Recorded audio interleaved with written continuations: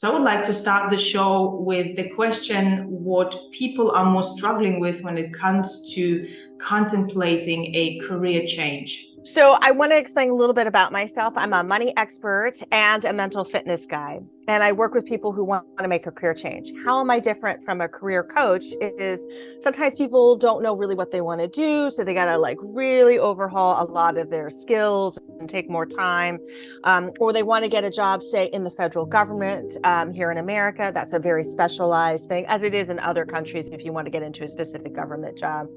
Other times, like if you want to like have a specific roadmap and you're looking for specific career mentors, that's when you can hire a career coach. But for somebody like me, I am where I am best, suited, if you will, to help my clients is somebody who already kind of knows what they want to do, because they are like starting off with that question of like, I can't do this, whatever this current job is, this current career is, I can't do this anymore. And can I start a new career? Because I help them answer that incredibly important question. If your money was no object, what the heck would you be doing with it? And and that's a very different money psychology of like, I just need to get a job, or I've got to stay on the path and be partner by the time I'm 40, or whatever it is. But it's usually somebody who could have been a previous artist or musician. They might have wanted to become a doctor, but they had to become a lawyer, or they really wanted to become an entrepreneur, but they just didn't know how to do that because they didn't have enough role models, enough support. And it's kind of like, how do you want to do this? So that's how I step into it, because I help people get to a deeper conversation with themselves, but also show them that this is really just some simple mechanics of retraining your brain so that you can start making better decisions. Because as a money expert, I know quite a few things about how money is marketed and what people's expectations are about money. But more importantly, I understand that people can go up and down with their money. And if you want to be a little straighter, because stuff is still going to go up and down, even millionaires and billionaires have their ups and down days. You want to go a little more straighter and not be so worried about market fluctuations if you're investing, housing fluctuations if you own a home, or just basically, like, oh, my bank account seems to be doing a lot of fluctuations. Maybe I'm not looking at my numbers the right way and not, making better and smarter choices, because, here in America and Canada, I don't know entirely about Europe, but people have terrible Amazon habits, like terrible Amazon habits. And, like there's like 15 packages showing up a day and you're like, are you selling stuff on Amazon? And they're like, no, I just need to buy this stuff. Are you remodeling your house? Nope, I just need to buy this stuff. And you're like, wow, that's a lot, 7 days a week, stuff coming in. Oh, that's definitely not only US and Canada. I think it's a global thing that once a person gets into the buying habit or even gets addicted to buying, it is quite difficult to get out of it if you don't have a partner in whatever form or shape that can get you out of it. So I think it's quite crucial to have kind of financial literacy behind you, so to speak, to be fit in managing your finances. And I'm quite curious to know how you got started and what was the pivotal moment for you where you decided, I will be a money expert or a money coach. So here's how my story kind of went. So I trained as a mental health and substance abuse counselor. I still am one. I didn't give that up. I definitely felt like that's been a calling in my life. But I had a job. I was doing fine. And then my mother got sick. My father was ill with Alzheimer's, and he passed away when I was in just out of undergrad, like a year or two out. No, a few years after undergrad.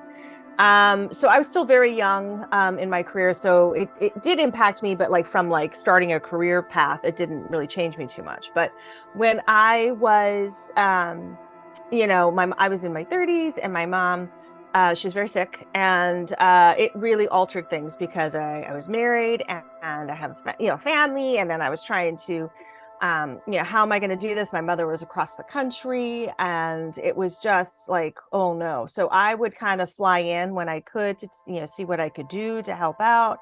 I was, doing a lot of the phone calls, dealing with other family members that were doing the primary care. It was exhausting. And that started to impact me. But it's really after she died that I found out a lot of the secrets, financial secrets. That's all I really will say about that. Mm-hmm. That happened with my mother's estate, and I was just it really threw me for a loop. And I had been thinking more and more about how I would like to maybe start a business, but I really wasn't entirely sure on that. And so I started, and I was still like, kind of working and starting the business, and kind of working and starting the business, and it was coming along. But one of the things that happens is that you are your own worst enemy or your best cheerleader, and if you don't heal your worst enemy, you're going to hear that more often. So I was up and down in my business. I had not been like that really in my personal life. I had always been like, oh, I made money and that was it as an employee. But it was very different as a business owner. So around 2018, I'm also a dancer. I study five rhythms, which is a collective barefoot experience. It's nothing is choreographed. You get to dance in groups of people, and I think I was really lucky that I pursued all the dance workshops that I could go to before the pandemic, because a lot of people didn't have a hobby or they didn't have anything to go to. And I was like, oh, well, we're having another class online. I'm going to go join it. And people were like, I don't have that. And I'm like, yeah, it's helpful to nourish yourself in that way. But getting back to my road. So I walked into a dance class one day, and there was a flyer for Dance and Money. And I don't remember the title. And I was like, I need to go. And so it was 4 days, and it was 2.5 hours away. And I got my first taste of working with a financial or a money coach, and having a deeper understanding of what money had looked like in my own psyche and what I was doing and where I could go next. So I basically studied for about a year with a money coach in dance. So we were embodying things and learning things. And of course, the group was massive when we first started, and it got much smaller towards the end. So we were probably about 2/3 less.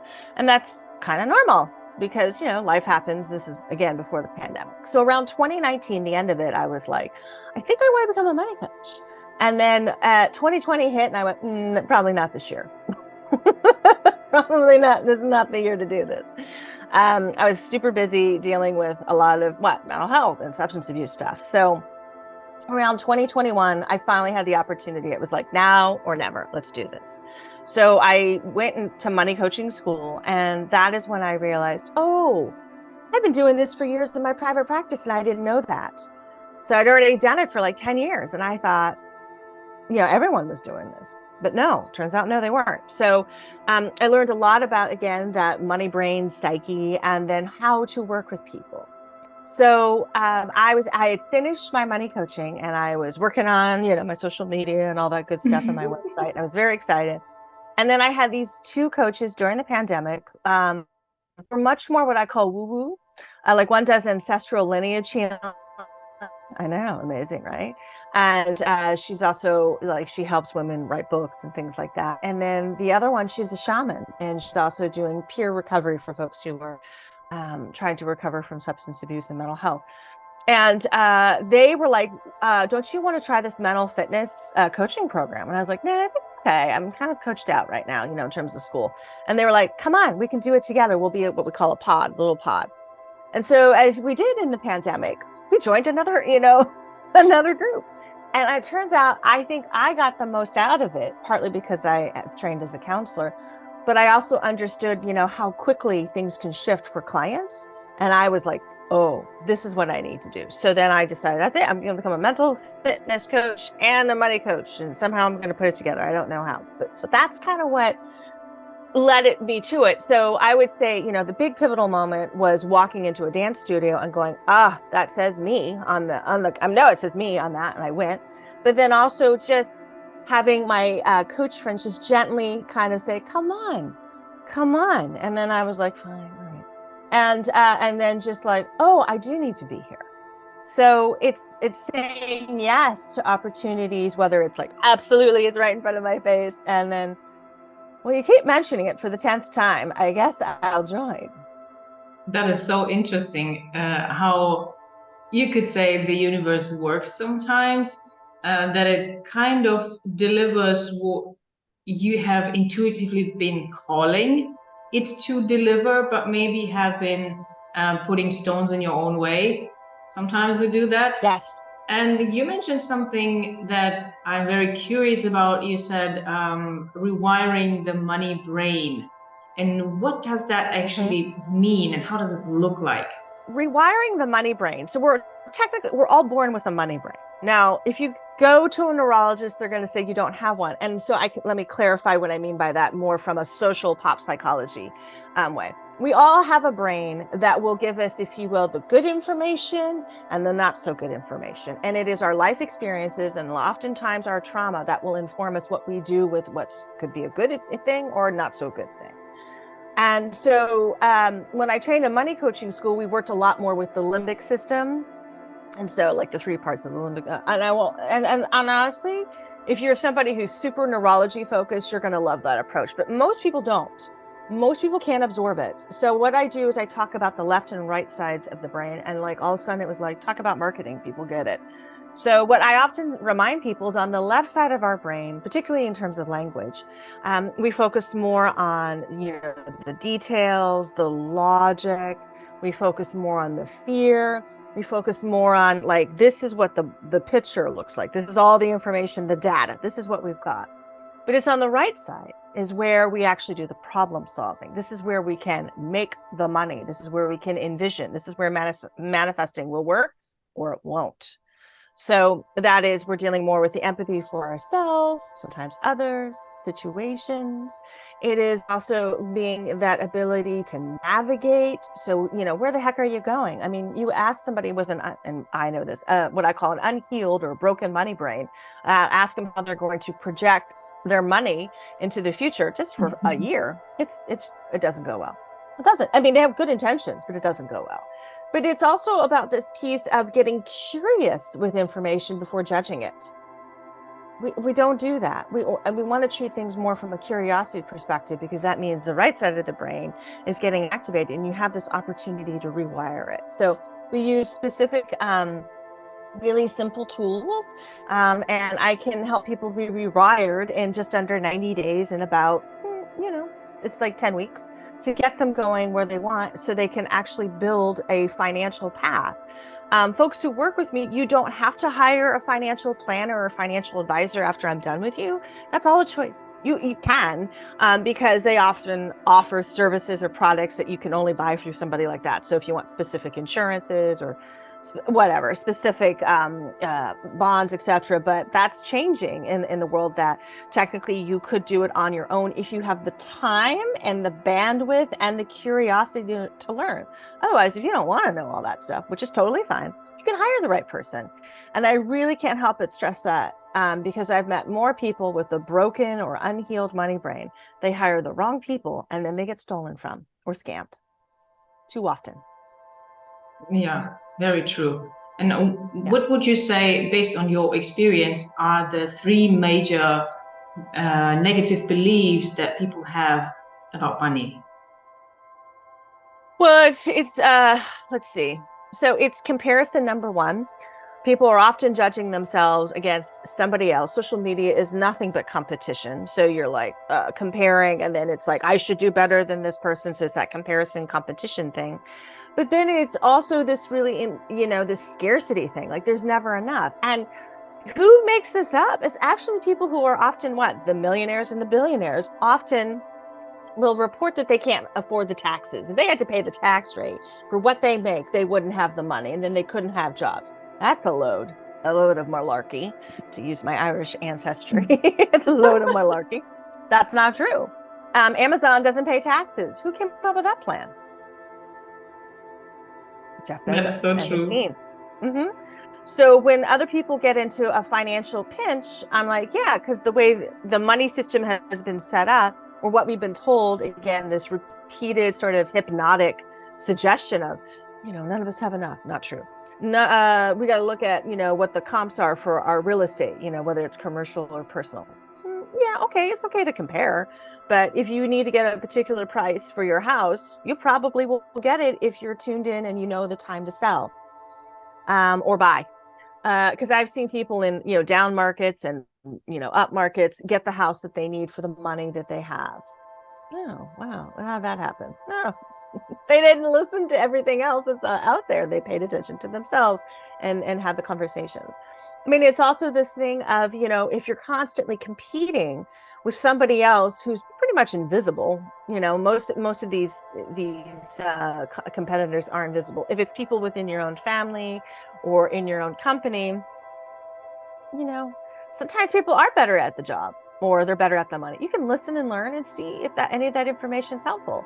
But again, like I've seen many times in families, there's one, maybe two people that do outstanding with the money. And it's often because they got really good breaks, meaning they started getting a job that paid them way more than what the other family members were getting paid. And then maybe they moved a little bit further away, so they weren't sort of absorbed into a lot of the day-to-day family drama, so they were able to figure out their net worth and save and do all that stuff because they were kind of on their own. So then people are like, well, your uncle or your aunt is very wealthy, or they married a whatever, a rich guy or a rich woman. It's like, well, yeah. And then maybe they had to figure other things out in their life because they weren't trying to take care of you guys. And based on these struggles and negative beliefs that people seem to have, if you could formulate one or three wishes to improve people's money mindset or the problems that people experience around money, what would that be? So, like, my goal when I decided I wanted to do this money coaching, mental fitness thing was that I wanted to help people break down the barriers, that competition, the comparison, the scarcity, so that they, themselves, and it doesn't have to be painful, deep emotional process, so they can finally be happy. They can finally use that ingenuity, that wisdom, and, have the energy to go do what they want to do with their money. Because a lot of people are like pretty much clinically depressed at work. They don't like their job. Or if they are working in a business and it hasn't been going well, nothing's more frightening, in my opinion, when you're in the process of building or you built something and then it starts to fall apart. People who are popular on social media are terrified of being quote unquote canceled. My opinion is nobody cancels you but you. There are plenty of people out there that stick to whatever their divisive rhetoric is, and they move along just fine.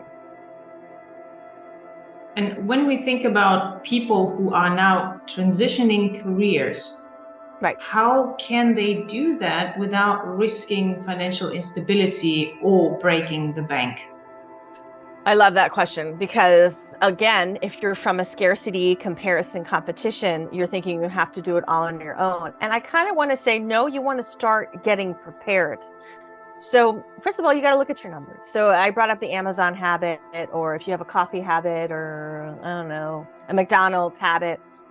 Is there any way you can just cut back so that you know what your numbers are? And then the important question is, what are you going to do with that money?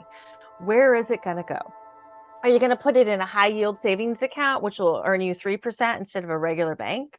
That's one possibility. So you start to put money, even if it's $20, where are you going to put it? Put it someplace that you can't necessarily pull it directly out. You put it somewhere so it's going to build in some way. I also ask people to well, what do you think your financial path is going to look like? When I work with people, I say a plan that this is something you want to do in the next year, maybe two, maybe not 5 years down the road. And when you're going to develop that financial path, what do you think you're going to need? Now, what people will always say is money, but really what people need is time and space. Because if you're working full time and going to school full time, there's not a lot of time and space. Like, it's a lot. If you are switching careers, so you are lucky enough that your current career set, meaning will get you another job. So if you've always worked in the arts and now you're just getting an education cert and then you'll become an art teacher, that's fantastic. I love that. So that might not take you very much. You just have to figure out how you're going to pay for daycare or those kinds of things. So you're looking for those supports and those resources. It could be family. It could be that you're going to, get part of what I call like a mom collective, which I've seen. I've seen it that even single mothers will like literally move in with another single mother, assuming all the kids get along, and they will like rent an apartment or a house, and they will combine forces instead of like, I have to keep paying people for these things. Is it a glamorous way to do it? No. Is it a smart way to do it? For some mothers, it certainly is. And it's great. And then what I always like to say is who would you like to help you? So, a lot of times when people are super stressed, they're like, I just want my fairy godmother to just, turn this place into a pumpkin. Well, remember, the whole point of Cinderella was only for a few hours. And then, it took them a while to figure out where she was, and all he had was a shoe. So, I mean, I'm just saying. So it might be asking for financial assistance. If you really need something that is beyond your current financial thing, like you really do want to become a doctor and you're going to need somebody to help support maybe finishing your undergrad, or looking into helping support you through medical school, then I would say, have you thought about an angel investor? Now, there are actually websites that you can apply for an angel investor. I think it's like angelinvestor.com or .org. But the truth is, people who get angel investors, it's because of who they know. And I'll give you an example. So a lot of times when you are busy, talking about, hey, I'm really excited. I'm going to start my own business and I'm going to finish up this, I don't know, project management or business course in school. So I'll have more knowledge about how to run a business. So I won't be so overwhelmed. People will start thinking of you, and you're like, well, do you have a GoFundMe account, or do you, because people will Venmo you $500. You'd be amazed to finish a program, something small like that. Here's where it can go wrong. If you have an unhealed or broken money brain, you use that for something else.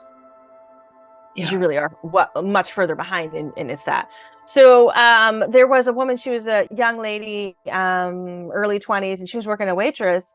And this older gentleman really liked her, didn't have kids, and he paid for her entire schooling. She wanted to become a nurse. Wow.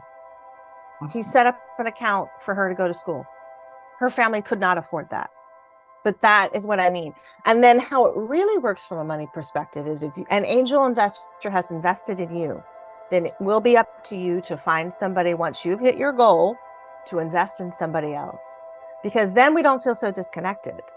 And then I always remind people, like, if you want to start a business, or you're looking for a side hustle or something, or a particular contract, that maybe will be steady money that you're looking for, is there some way you can partner with somebody else?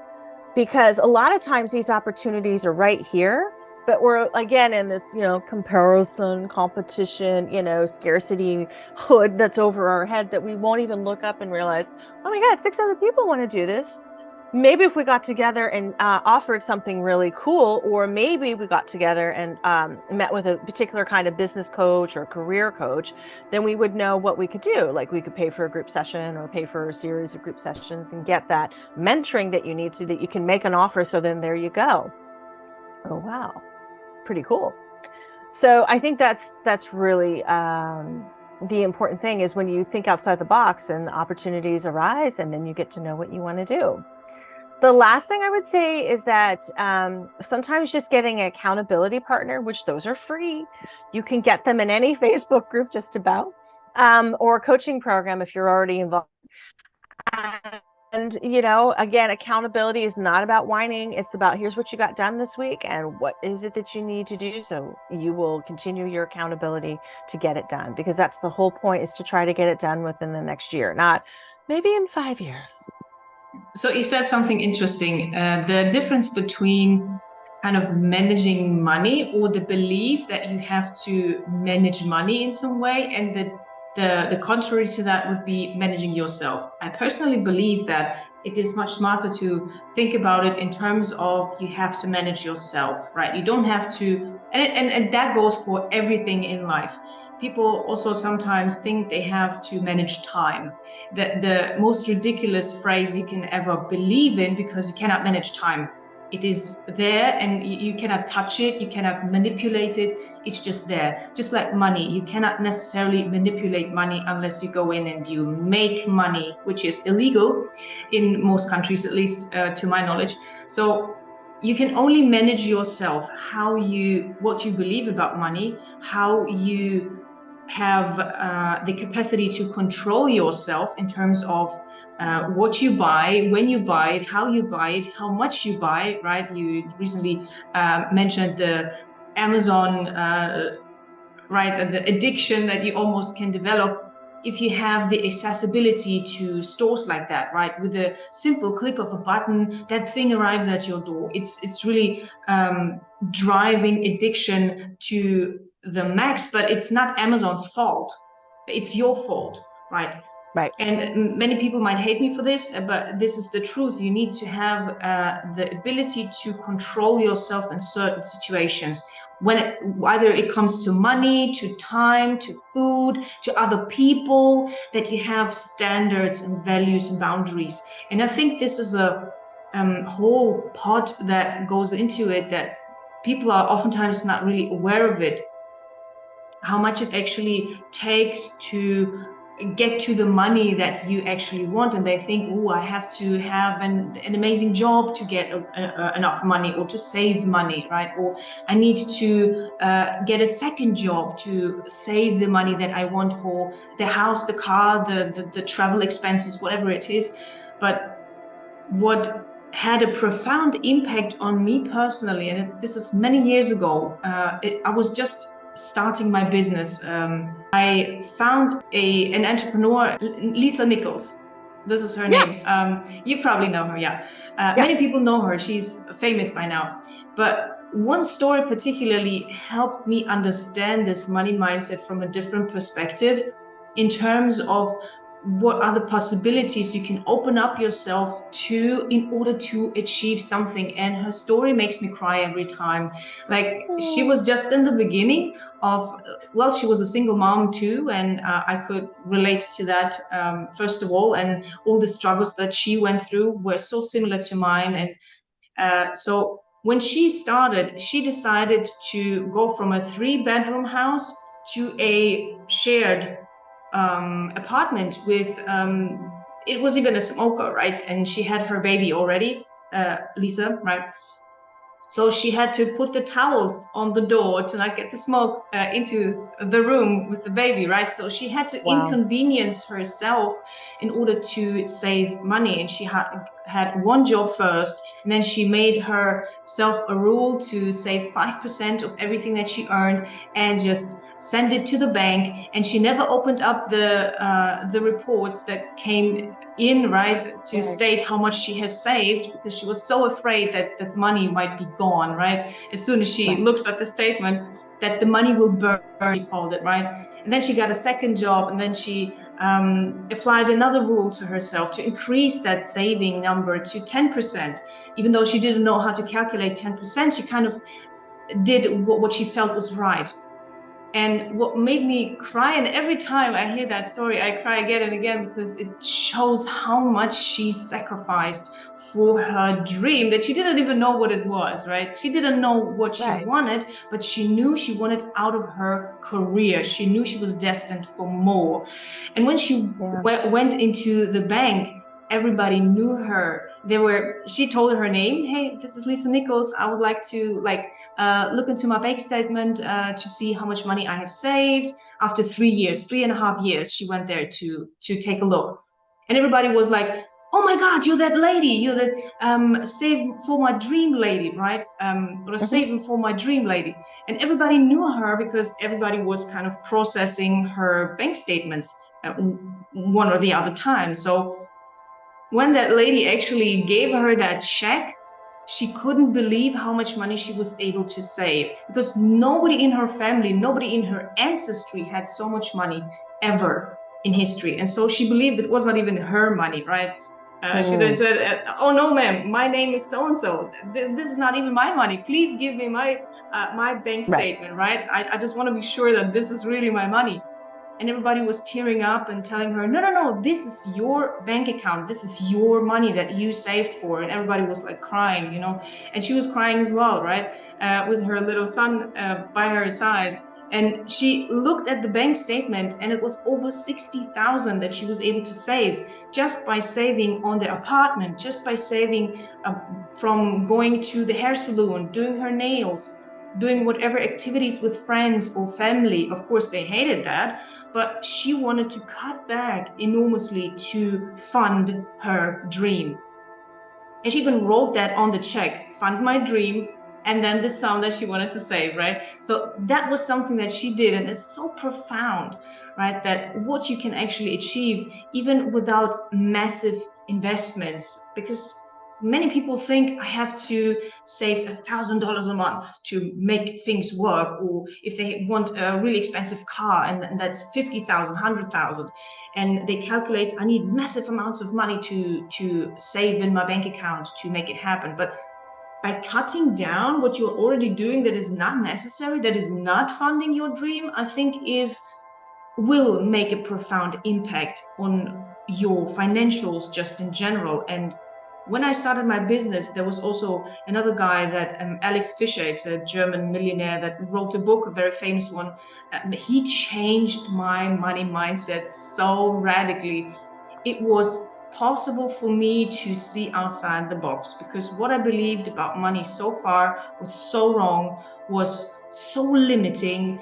And for the first time in my entire life and for my entire ancestry, who we don't have millionaires in our family, I'm the first one who's going on that path of entrepreneurship, of building businesses, that it was so new, so fresh, and I was so terrified at the same time. But he opened up my mind to a new world, and I can encourage everyone to get a mentor. Without mentors, you are really you are cuffing yourself down to your current situation. You are binding yourself to your past.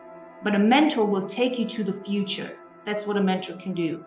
And you also mentioned the collabs and the competition thing. I think this is also very interesting, that the moment you realize that all the competition you thought you had in reality are your friends, if you change your mindset, even your direct competitors can become your friends, because we all are paddling towards the same goal: fulfillment, happiness, peace, and all that stuff, right? So why not work together? And I love that you mentioned that we can actually look at our competitors not from that jealousy perspective, but from actually how could we work together to explode together, right? How can we join our forces, our geniuses together, and how can we create something incredible for the audience?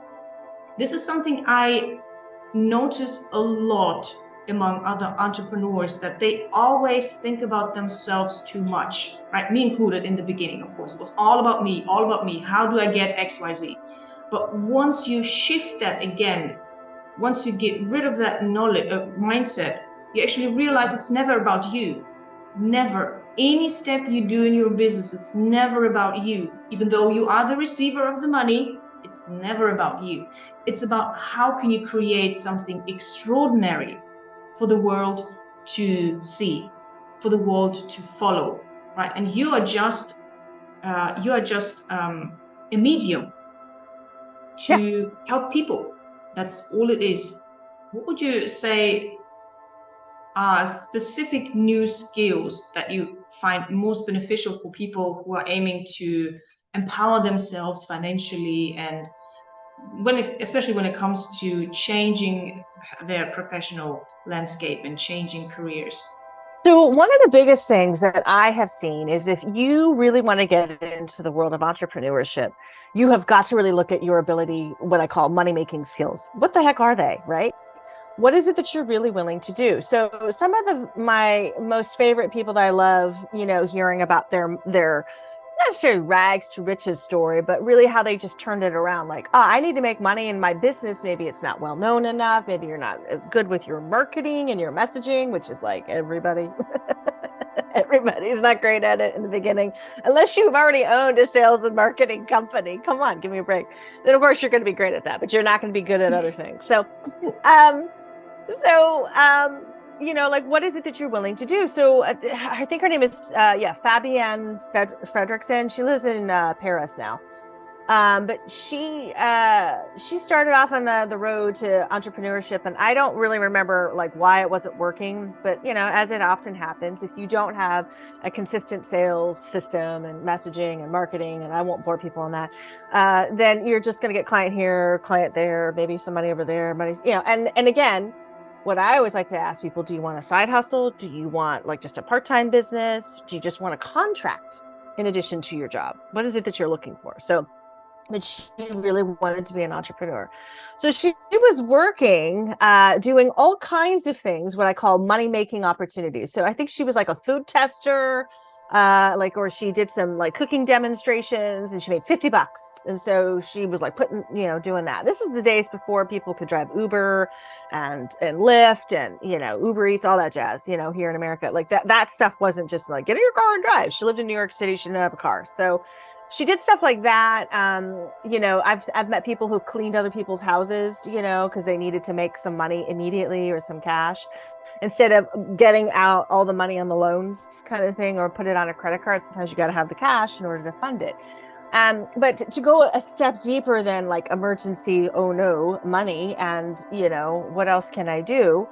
What are your money making skills? And this is a part of the money rewiring that I really work on with people, because some people are really good at copywriting and editing, and they'd be more than happy to hop on Fiverr and just get side hustle money. They'd be thrilled to do that. They'd just do that. And there are people out there that you and I know have made 100,000 in less than 6 months, and then had to hire a team, and now they charge like $30 an hour, and they pay their folks and they're happy with it because they answered that question of like, what do I want to do? How do I want to do that? Oh, I'm not really sure. I'm young, but I don't want to be broke, but I want to just go do some side hustle money. Wow, this is a lot of money that's coming my way. Wow, I'm getting paid. This is great. Okay, let me keep going. And then it was like, you have a business. And they were like, oh, okay, I got a business. Now I'm going to go make it a business. So is it something like that? And there are people that like, judge me as soon as I, say, what is it that you'd like to do? Now, you don't have to hop on Fiverr. You could find another platform. You could go work for somebody if you want to do it one-on-one. These are all suggestions. But, a lot of times people, like they're in corporate America. I don't know exactly what they do, but they don't have a lot of what I call technical skills. They're like the person who wants to sit there and just have coffee with people. And I'm like, did you want to become a coach? Do you want to become a trainer? Do you want to speak? What is it that you want to do? Do you want to go become a travel consultant on the internet, and make money that way? You can go in that direction if you're more of a people person. Because a lot of people that say, oh, I'm IT and I just travel the world, does not always go well for them. They don't always necessarily get paid on time. And sometimes where they're at, the locals don't like them, or they don't really like the place. Like if you are like, hey, I'm going to be in, what is it? I want to travel all the way to Europe and just, bum around Europe. And then if there's a climate disaster, no, another one, then you got to make it through that. So if it's too hot, too smoky, thanks to Canada's forest fires, oh no, that's a real thing. You might have to keep moving. You're like, oh, but I was supposed to be here for 3 months. Too late. That's going to cost you money. You got to go.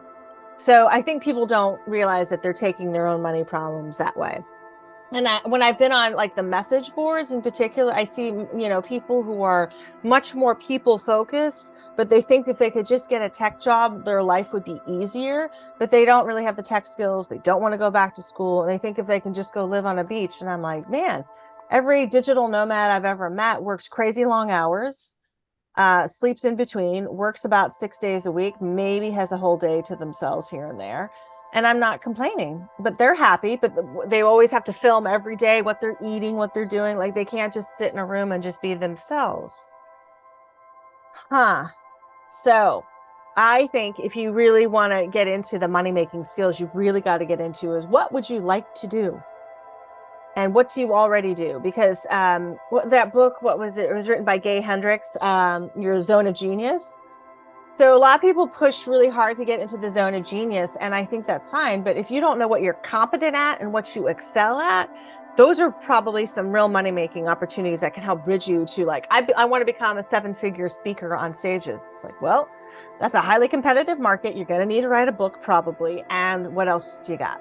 Yeah, I find it interesting that you say you have to know yourself. That's also my approach when I coach clients, for example. The first thing that you really need to know if you want, for example, to expand into a global brand, that's a different goal that many, many people have, but approach in a very wrong way.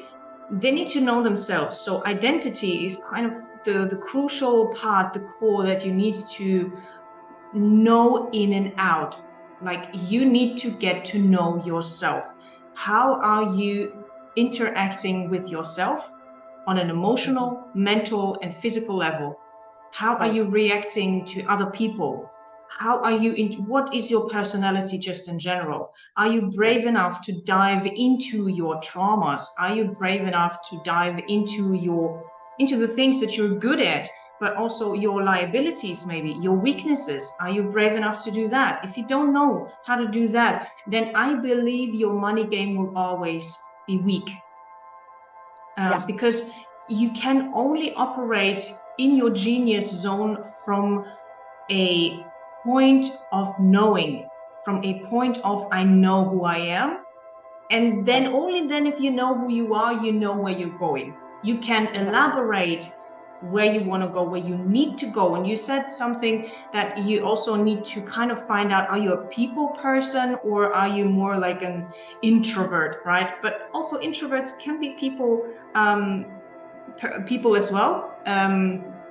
Yes, introverts are really great for one-on-one. I'm extremely introverted, but when it comes to one-on-one, I open up, I'm in my zone. But as soon as you put me in front of a group, of course, I practice that a lot. So you would not necessarily think I'm an introvert, but it's more stressful for me. It's taking a lot of energy from me, right? And after that, I need like 3 weeks of just me, just lock me up in a room and that's just me and me reading music and writing and whatever, right? But no groups, please.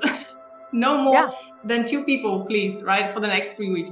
But you need to know what kind of type you are and really realizing, is this your trauma response that you are introverted, or is this your real personality? Now, I think this also needs some work, right? And most people that have kind of some type of dreams, whether it's small or major dreams, they are scared to go there. But I think every financial literacy starts with your identity, because you need to clean up. You need to clean up radically everything that is inside of you that is hindering you from receiving what you deserve or what you are meant to get. Because from what my experience, by the way, also as a digital nomad, traveling around the world and meeting so many different people, is that every single person has a gift. I have not met one single person that did not have a gift. And maybe they don't know what it is, and maybe only I can see it. And they need to dig deep, and maybe it takes a couple of years to unearth it. But everyone has a gift, and you need to unearth that gift in order to receive that money. Because thinking only in terms of money, where do I get money? Where do I get money? Just selling stuff is like, it is the worst thing that you can do in this lifetime, from my perspective, in my belief. Because you're not born to just do stuff. You are born with a gift, and unless you unearth that gift, you will not be paid properly. So rather shifting also that perspective from where do I get my next paycheck, where do I get my next money, the worth of paying for rent and everything that I have, shifting that perspective on who can I serve today, because that will also lift the pressure of getting the money, right? And I think in the US, this talk is really profound and prevalent, that people talk about make money, go after money, hunt for money, right? This masculine energy for getting the bag, right? So I think they need to ease into a different perspective. I agree. I wanted to comment on something about you said about like being the introvert and like you needing the space. Like this is the whole point of energy management, right? So when we can quiet down that fear, the anxiety, the despair, that feeling of stuck, then all of a sudden, boom, we have more mental energy to talk to people that we probably need to talk to. So I've met many people who are like, I can't do more than 3 like one-on-one calls in a week because they're exhausted. And yet you're like, well, the numbers are, if you want to run a business, you might have to talk to people about 25 a week.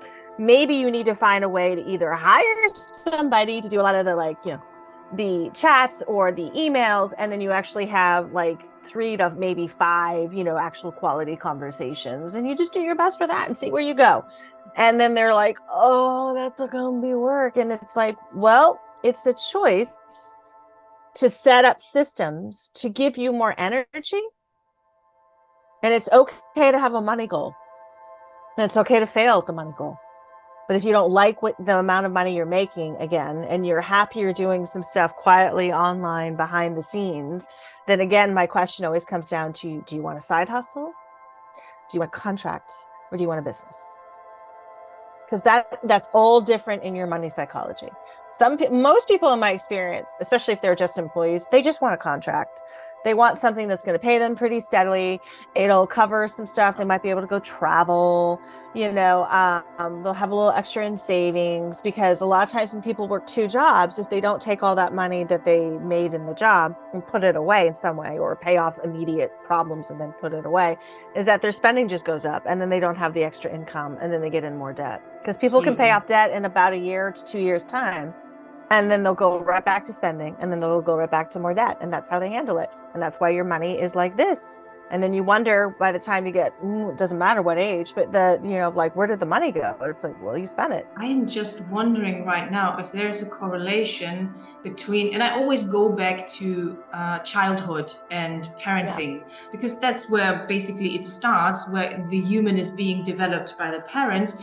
Whether there is the correlation between how people or how children deal with food and parents deal with the food that children take in, and their money behavior.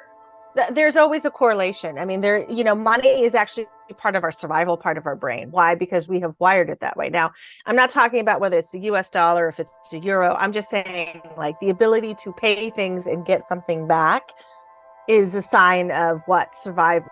The minute you were stuck in a refugee camp and you were waiting for somebody to bring you rice and maybe some clean water, because that's all you're going to get today, you're in a very different mindset, and it impacts you in ways that you and I probably can't quite imagine. But you're sitting around waiting for somebody to see you as a human being and can give you more. Yeah, it's a lot. It definitely impacts us.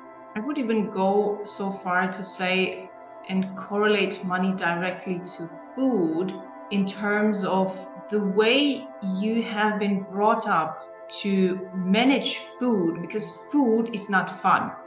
Food, in my perspective and experience and opinion, food is there to take care of your body, right? So whenever your parents kind of handled food situations and meals in a way that they allowed you to do anything with food, maybe you will learn to do just about anything with your money, right? Because money is also a resource that takes care of your body, that takes care of your life. Without money in this world and dimension, I believe we cannot survive. So if your parents are able to teach you proper management of food, what is healthy food, how to eat, when to eat, what foods you need to eat first, and all that stuff, right? Going really into the healthy food space, then I believe you will develop a critical skill that is important for money, for relationships, and everything else, pretty much everything in life,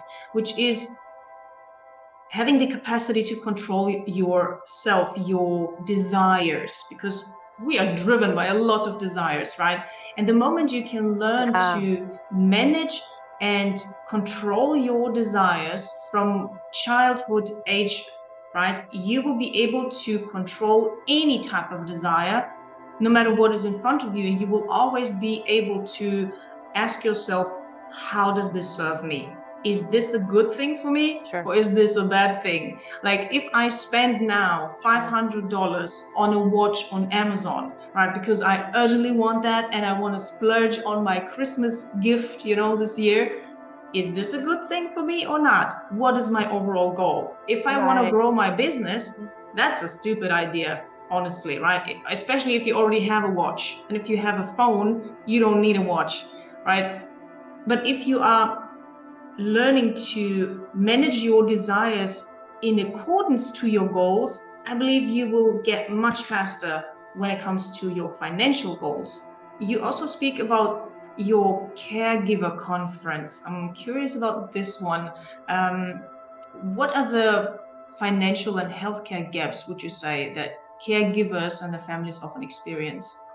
So the statistics here in the US, I'm not so sure about Canada and the rest of the world, but I wouldn't be surprised if it's roughly the same. But most caregivers are women. Shocker. It's either the wife or girlfriend, it's the oldest daughter or only daughter. Now, let me just pause here and say plenty of sons and husbands are also, and uncles, etc., are providing care, and they do it. But unpaid caregiving has seemed to be a woman's job, and a lot of times women just step up to the plate. I have met women who had doctor husbands, and they did all the unpaid caregiving for their wives, or excuse me, for their mothers, and for their and I just was like, what? And they're like, oh yeah, we didn't hire anybody. It all came down to me. And I'm like, Wow. and you know why? They Mhm. had to save money. And I'm like, for what? Oh well, we couldn't, and it wasn't that they couldn't afford a caregiver, but there was this permission that we could not hire somebody to take care of his mother. Like, how dare you? Like, that's his mom. My mom loved you. You have to take care of her. And I just was like, whoa. And she worked full time, and she was raising her own kids, and she was going nuts, and she was in her 50s. Happy days, right? So what typically happens is that most women are having to take care of their family. So it could be their mother, it could be their father, it could be their in-laws. And women typically lose about 300 to $800,000 of income and investing potential during that time. If they're having, it's particularly if they're having to do it full time, because there are some women who are like, they're going to have to do more than just Family Medical Leave Act here, which is 12 weeks in this country. They're going to actually have to like not work for 2 or 3 years, and that's how they start losing the money. Now, some of them will say it's okay. I've got to take care of mom. I got to take care of my father, and I get it. Like sometimes this is just what it is. You're going to have to do that because we're also making the assumption that our parents or aging loved ones have the money. Many times they don't. And this impacts women, particularly even further if they get divorced or even if they're married, because about a third of all women retire in poverty. They don't have any Wow. money. They don't. They don't have a pension, or they can't access the pension. This happened to one woman. She was married to her husband. He died. And they were trying to ask for the pension because there was money in that pension to still pay the wife. And the company refused because she lived in another country. Why did she live in another country? She could not afford care in the US. So she went back to her native, and they would not transfer anybody internationally, even though they had proof that she was the wife, proof that she was the beneficiary. Nope, sorry, won't do it. So the only way she would have gotten that money is they would have had to sue the pension company. And they didn't have any money to sue the pension company. My Yep, impression is yep, that yeah, there is a stigma almost when it comes to women and money. So it is almost like, and I'm kind of divided. I don't know where to stand at this point, right, but I just observe it that right, it is kind of expected from the woman that she does all the caretaking, whether it's the kids or the parents, right? It's kind of expected. You will do that, right, darling? Um, mm-hmm, and mm-hmm, it is yeah, kind of like a barrier almost to normalize or to have a normalized view on a woman earning for every single hour or whatever care she brings, that she earns actually money for it. I feel there is a barrier, like right, a harsh one. And I'm right, not really yeah, sure whether it is a healthy direction that we would go towards if we started to demand being paid for caring for our parents, for example, because it will not stop there. And the voices are right, already getting louder when it comes to, oh, I'm already taking care of my kids for free, right? I'm not in the working force during that time, and I'm not even paid properly. yeah, So that might extend into this realm as well. And who would pay for that? If the right, state pays for you taking care of the children, who owns your children? I mean, they own them anyway, but they would restrict mhm, your access to your children then even more. So I'm kind of concerned whether this would be the right direction to calculate your labor directly with money? And is it only a problem that we women have? Yeah, right. And so here's a workaround. And again, in the US is what's called long-term healthcare insurance. A long-term healthcare insurance can allow you to pay for an actual professional caregiver. Or if you want to get paid, you have to show proof of that on your taxes. And again, you can charge whatever you want if it's yourself, but with a paid, caregiver, you'll see what it is, whatever they want you to do. But so here's the problem is that a lot of caregivers are 50-ish, and if they have a healthcare, issue, like if they already have diabetes, if they already have a heart condition, if they already have may not qualify for long-term care health insurance, or they completely forget about it until they're 65 when it's going to be really expensive and you might not be able to get it at that point. So that's part of the thing in retirement homes and assisted living. If you have money, like you own a house, yay. You would have to sell that house and take all that money and then put it towards your care. You couldn't just say, oh, I'll just give that money to my kids, because the state will not allow that. There are plenty of state laws here that say, oh, no, if somebody's going to be paid for, their retirement living because no family member can take care of them, or it does require just more medical care, then the state will have to pay for it. So, and the state will say, then you must liquidate all your assets and you have to do that now. And that's what's done. I know it's chaos, and there's so many things to talk about the gaps, which is why I created my caregiver conference, because I'm not here to get into morality questions. I'm exhausted. I don't have time for that. But what I did want to do is give people an opportunity to understand that it is your health that comes first. Then you better look at the money, and then you better look at the caregiving options, which is why I created a health and financial and caregiving conference for the caregivers and their aging loved ones. Because if you don't know about the latest, or you don't know how you can get a policy or anything like that, then that's where you're at. And one of the cool things, I have one of my presenters, she's a health insurance expert. And if you are self-employed, she's like, well, if you have a policy for this, if your family member gets sick, you can get paid.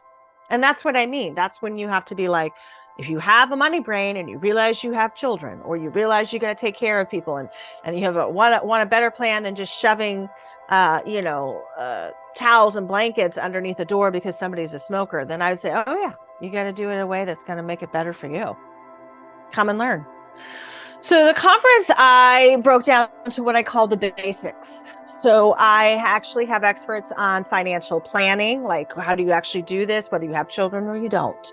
How do you handle Social Security, Medicare, as well as, do you have health insurance, as well as long-term care? So that's kind of the basics market of the financial. I could have added a few more people, but I don't want to make it all money because it's boring. I mean, in my opinion, it's boring. You want to add more to it. So then I had people who were really talking about, hey, I'm a coach. This is how you eat better. Because as a former caregiver, my eating habits were horrible. I lived off junk food, and I paid for it dearly later. Oh, yeah. So I wanted to have somebody explaining about nutrition. I have actual caregiving experts, and I have somebody I'm really excited about who talks about being a social companion, because the loneliness is epic that aging loved ones experience. And it is also for the caregivers. They are so isolated. Oh, another Zoom online. Okay. And sometimes that's all you've got. But if you have an opportunity to go to a party, but you don't want to drive too late yourself, can you hire somebody who's like, I am so happy to see you, Ella. Let's go. Let's have fun. Let's go eat. Did you bring everything? I brought a few extra things. Let's go. We'll play music and we'll laugh and this prevents major depression. It reduces panic attacks, and it makes people feel loved because they actually found somebody who wants to go out. I mean, are you one of those people who doesn't, because I meet people who have ADHD. I don't even like to go out. It's too complicated for me. And I'm like, oh, are you an introvert or an extrovert? Well, I'm an extrovert, but I have to just kind of pick my small groups of people I can be extrovert. And I'm like, okay, that makes sense. Do you live nearby them? How often do you see them? Because that kind of isolation just weighs people down. Yeah, that's true. You don't have to maybe go to the grocery store anymore, but man, you're not going to have anyone to talk to. It is virtual because most caregivers are either at work, in a car, or at home. So I figured if you are a busy caregiver, it would make more sense to have you listening like it's a podcast, which is fine. Or you can actually, get in and start asking the questions, which is so day one's basically the presenters, and day two is the day that you get to ask your questions, because I want people to sit with it for a minute, like you get all this information, sit with it and see where your questions are. Because sometimes people say they're really good at, we've got all this money. I'm like, great. Do you know how to spend it appropriately for the care as well as for people's well-being? And then they're like, I thought my retirement money was going to take care of me. No, you probably want to have different money for that. Yeah, there's so much that people don't Yeah. know. And the conference is specifically for the US, right? Yeah, it's the US and Canada. I mean, anybody can listen in if they really want to join from Europe. But we are speaking about American stuff. So again, if that's what, people really want to know more about the American market. That's one of the things I've learned as a business owner, even though Canada is its own, healthcare system, it's different than the American. People still want to know what the heck we're doing because they want to sell to or go in business with Americans. That's what we do here. Yeah, that's absolutely valuable when you actually have a target market. For example, as a business in America, you will benefit Right. from just about any area, whether it is health or fitness, wellness, relationships, whatever you look at in the American culture and society, you will absolutely benefit from. You will get to know your avatar better, which we as businesses talk a lot about, right? And what I find interesting is that you say that caregiving isn't done by just one person. And what do you mean by that? So when caregiving happens, it's really a family issue. And so about 100 years ago, maybe even 50 years ago, families here in the US, but also across the globe, they were much bigger. So you had, somebody, a mother, long before birth control, would have 8+ children that all made it to adulthood, which, people forget that. Like, well, we used to have families and they lived really close. They lived in villages, they lived on the same block. So there was always somebody to help with round the clock care, right? You always had somebody in most cases.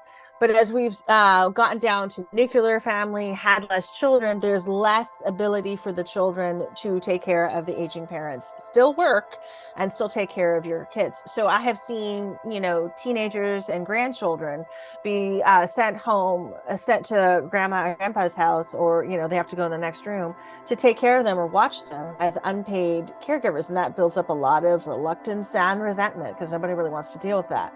But what will happen is that if somebody falls, an aging loved one can fall, it can be up to $40,000 US of out-of-pocket expenses. Why? Because there's going to be changes in your medical care. There's going to be changes in your house if you're living in one, or if you're living in your family's home. You might have to get admitted to a rehab center. And I haven't even mentioned the cost of surgery, medication, and hospital care. And that's where the money goes. And then people are like, what? And I'm like, yeah. If you fall, it's usually a broken hip or you smash your head or what, or break a rib, or it's not good. So, I try to remind people, you want to get on top of it. So my mother, before she passed and had Alzheimer's, my grandfather lived to be 101. And when Wow. he was about 94, 95, somewhere around that age, he was not walking very well because he was stiff. And that's not uncommon. But he was kind of hunched over and he wasn't walking that great. And he just had a cane and he refused to get a walker because a walker were for people who just couldn't walk. He could walk, he was just moving slow. So my mother had to just put him in the car one day, said they were going grocery shopping. Then she drove him to the walker store and he was like, what are we doing here? She's like, well, I think I need a walker and my back's hurting me. Can you help me go look for a walker? And he was like, I know you brought me here for me. And she's like, okay, well, whatever, let's go. And so he barely makes it into the walking store. And this guy, great salesman, knows a difficult client, was over there. How are you, sir? So nice to meet you. Hey, I noticed you're struggling. We have some options if you'd like to see them. And he put him in a walker that had wheels. And he didn't know there could be wheels on a walker. And he was like, whoop. And he was like cruising around the store and he was laughing, talking to the salesman, getting all this information. My mother just shut up and stood next to the register. And she's like, I'm buying it. And my grandfather was like, I'll buy it. And she's like, no, no, no. Allow me. I think this is a wonderful investment. It's fine, Dad. You can get dinner. Fine. And that's how she did it. That's how she did it. She literally put him in the car and drove him because she wasn't going to argue with him. And she knew how to do this. And thank goodness there was a male, because that's what he liked. He liked talking to men about products and services. That was him. That was just how he was wired. He didn't want to talk to a woman. And so my mother was like, I'm going to stay quiet and just quietly put it, give my credit card and move away. And That that's what she did. So but that's like, having to really know what you're trying to avoid. And the fact that he didn't fall at the house, we prevented a $40,000, medical expense. And I think that walker was $200. that's for comparison, right? Right. But I mean, like as a money person, I would think that, well, how much does the walker cost with wheels? $600? Deal. Let's go get it. Oh, it has bells and whistles. Let's go ring it up. I don't care. But that's me, like I'm more like, let's go for it. But a lot of people are like, I don't know, $200. Should we spend that on a walker? Do you really need it? And I'm like, oh. He was happy when he had it, and then he wanted to go outside more, and then he wanted to walk up and down the block a little bit more, and so that improved the quality of his life. That reminds me of my grandpa. He's well over 90 now, and his bones are obviously getting weaker and weaker, and he still walks, and he also refuses to get a walker. Like my grandma already on a walker, right? Because her feet are just hurting so much. She just can't, right? But he, as a man, I think it's very, very difficult for men to give up that autonomy and to acknowledge that they can't do it themselves anymore. They cannot even stand. I think that's like almost emasculating to many men, especially if they have been major breadwinners or caregivers of the family. And my grandpa was such a person, having a lot of siblings, going through Second World War, and a lot of horrible stuff that they had to go through. He was always the one carrying everyone, right? And when you lose the ability to carry everyone, when you have built your identity around that, even, it's really hard, I believe. So it is, but see, like that's my mother knew, just to, clarify, that she understood the pride and the respect that my grandfather had. And she didn't want to like keep hitting the wall. So she just took him there and was like, and then he's like, I know you're here for me, and then she's like, oh, well, here comes the sales guy. And then she's, I mean, like she just knew that she needed to reduce her own stress by getting him a walker. And it was one of those little walkers that you can turn around, you can sit down if you're tired, which he didn't know existed. So he could just sit there and be like, oh, my back's kind of supported. I can sit here and I can roll around. And then he was fine. And sometimes that's just what you need. You just need the right person in the right space, and then you'll go get it. Absolutely. You said before that many people don't really want to take care of their parents or the elderly. And this was actually quite surprising for me to see when I moved from Asia to Germany, because for us it was kind of very normal to take care of the older people. We have a lot of respect for the older people, so we also enjoy being around older people. I still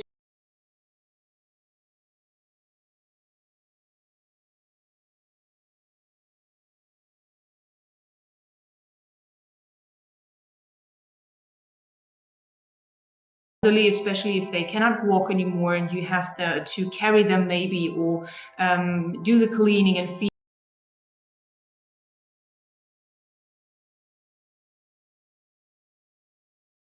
them, right? And that was very surprising for me to see in the Western world how banished almost elderly people become, very isolated.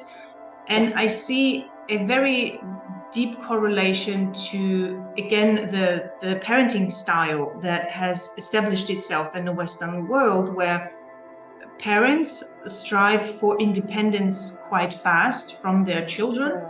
They send them to kindergarten very, very early. I was quite shocked when I still lived in Germany a couple of years ago that a new law was declared that moms were allowed to give away their babies even at 3 months, right? Which is like, I mean, who would do that? But still, I saw those babies in the kindergarten. So women, whether they want that or they are forced to do it or they choose to be forced to do it, they give away their children pretty quickly, which results in a disconnection between the parents and the children. And so obviously that child does not build that deep connection with the family or with the parents, specifically with the moms. And of course, if you don't have a connection with your parents, you don't want to take care of them, right? And especially if their parenting style has in some shape or form been abusive, you don't want to do any of that, of course.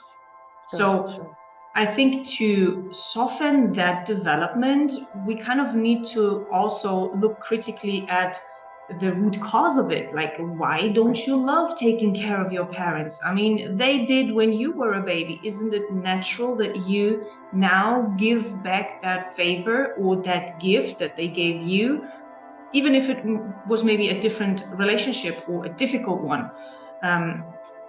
We need to critically look at that. Where is it coming from? And if we really want to, and I feel like a lot of wisdom is lost. Like when we lose connection to our grandparents or to the elderly, we forget about the things that we should never repeat, that has been done in their generation. And because you don't know what has happened, you will repeat those same stupid mistakes. Maybe not you personally, but you as a culture, you as a generation, you will tend to do even more stupid mistakes than their generation. And I'm kind of a very traditional when it comes to that. My mindset is still in the tradition over here, that this type of connection between parents, children, and the elderly is like a magical bond that keeps everyone safe on so many levels, that I feel it is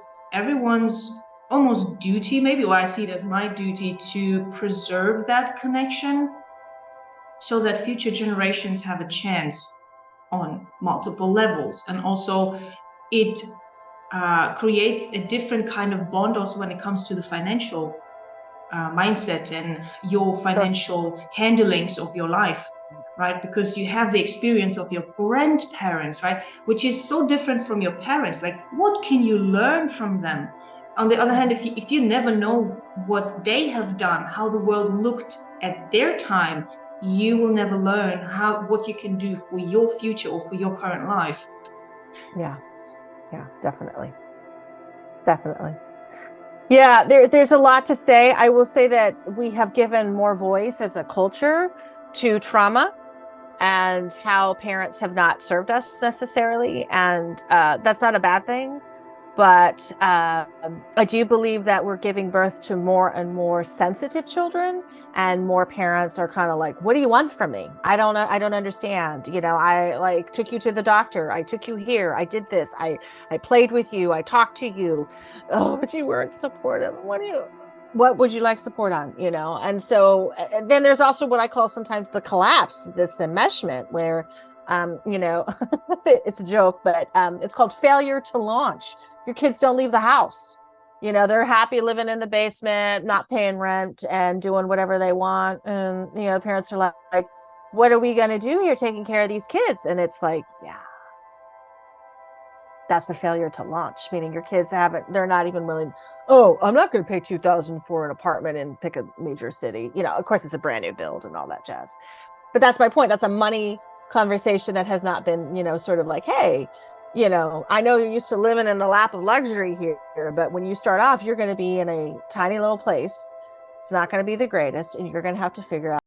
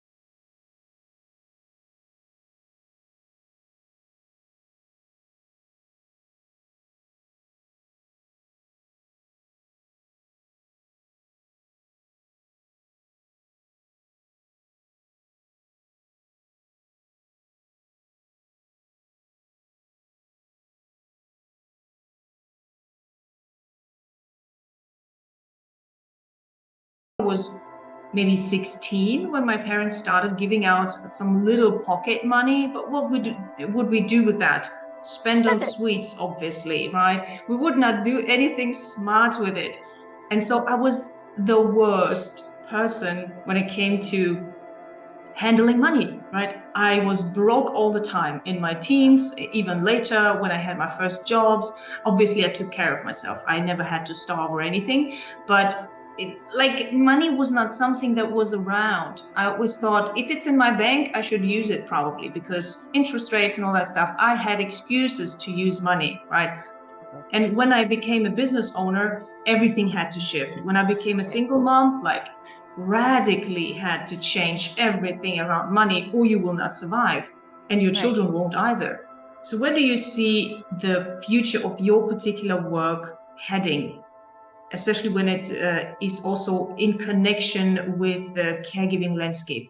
Yeah, so I purposely created this conference, and I know I'm a little bit of a going ahead in the pack, but people who know the caregiving market are like, oh my God, yeah, we need this. But I'm really like, for me, this conference, I'm going to do one every year. That's my plan for at least the next 5 years. And I want to lead. I want to lead and show people where they can go, because technology can give you options.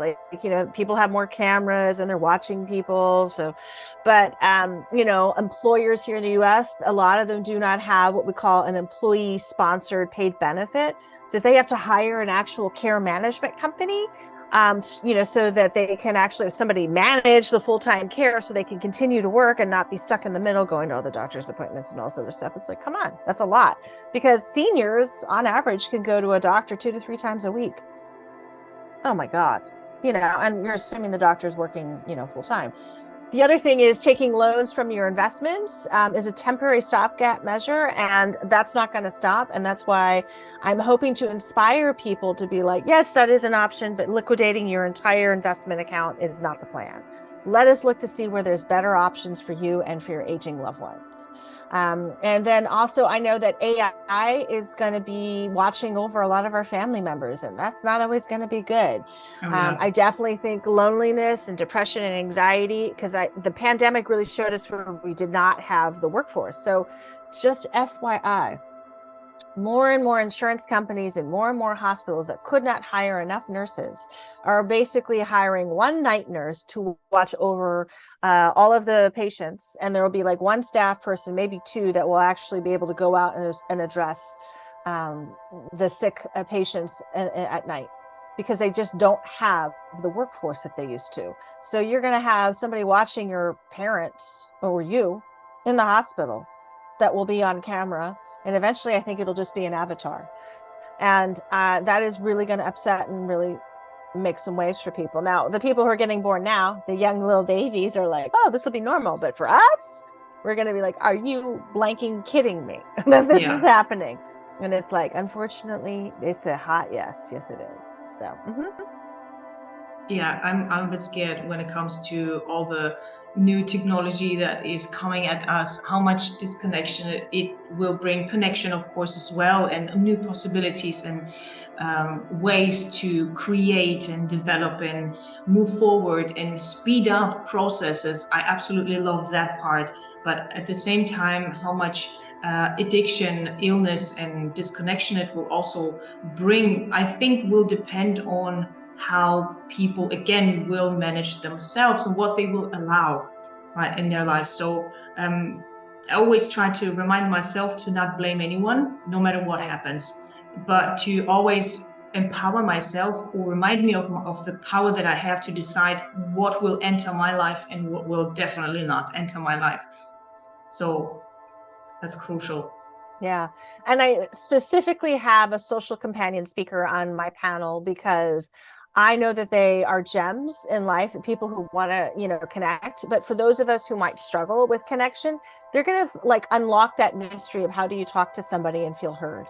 How do you actually show up and be supportive to somebody? They're going to like actually unlock those mysteries. It's because that's how we learn. That's how we used to learn in villages and in our families. We're going to actually have to hire an expert or have somebody with us. And then we're like, oh, I get it now. And it's like, yeah. I will leave all the links to your socials and also this caregiver conference in the description and in the show notes. So if anyone is interested, please go in the description. They will find the links and you can get started. Thank you so much, Jeannie, for this conversation. It was so delightful and insightful to talk to you about these things. Thank you so much. Thank you. I appreciate it.